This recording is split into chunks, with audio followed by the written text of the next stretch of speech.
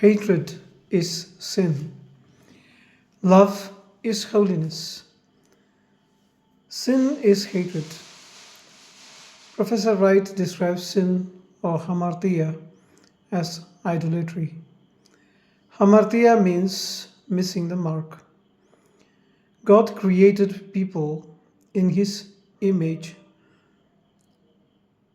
to reflect His image of love into the creation and the praises of the creation back to Him, like angled mirrors. When a mirror becomes dusty, it gives out a distorted image. When people did not reflect God's image, but a distorted image, they created idols in their image and in the image of animals. Thus, they missed the mark of God's purpose. I would say idolatry is a result of hatred. If we love God, we will obey God. If we love something more than we love God, that is when we commit idolatry. Some people assume that only the idols that Hindus make and place in their temples and worship are the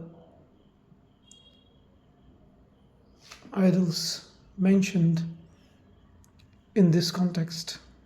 That is not true. Some people consider money as idol. People's leaders can become idols.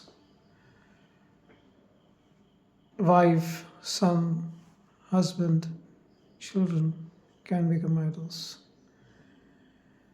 We all have idols, things that we love more than God.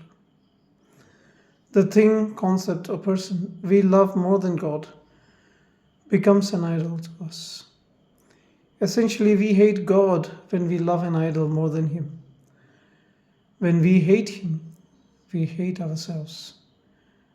And we hate others because God has made us in His image. Thus, we hate God's image in other people and in ourselves. We refuse to obey God when we hate Him. His commands seem burdensome to us. Because the one who loves God follows these commands naturally. That is, without being coerced, forced. The summary of His commands is to love God and to love others. If we love others, we won't sin against them. We won't murder them, rape their wives, covet or steal their belongings, or falsely testify against them in court. If we love others, we won't hate them. So sin is essentially hatred. Similarly, if we love God, we won't sin against Him.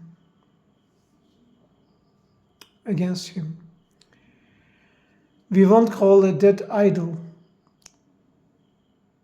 a living God. Nor would we dishonor His name or His holy days or our parents. If we love God, we won't hate Him. Thus, sin is hatred again. Therefore, by implication, love is holiness.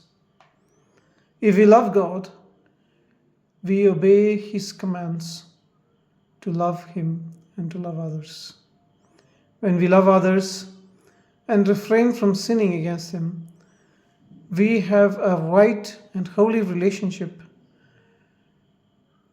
with them.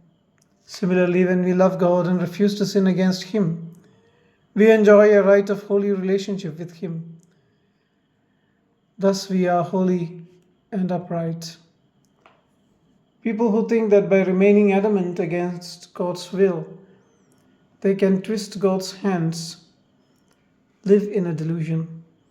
Humble people accept God's will, even when it is painful. Hatred and revenge are not the ways of Jesus Christ. Those who think they need revenge and still believe in Christ's lordship have not known him. Jesus never tempted his opponents to make them sin so that he could get the upper hand over them in a battle. Instead, he relinquished power to demonstrate a different approach to wielding power. Love, nonviolence, kindness, compassion, and selfless service are Christ's ways of doing power. Only those with refined sensibilities can appreciate this power. All of it begins by recognizing that God has created all humans in his image. Therefore, if we can forgive ourselves, we must forgive others too.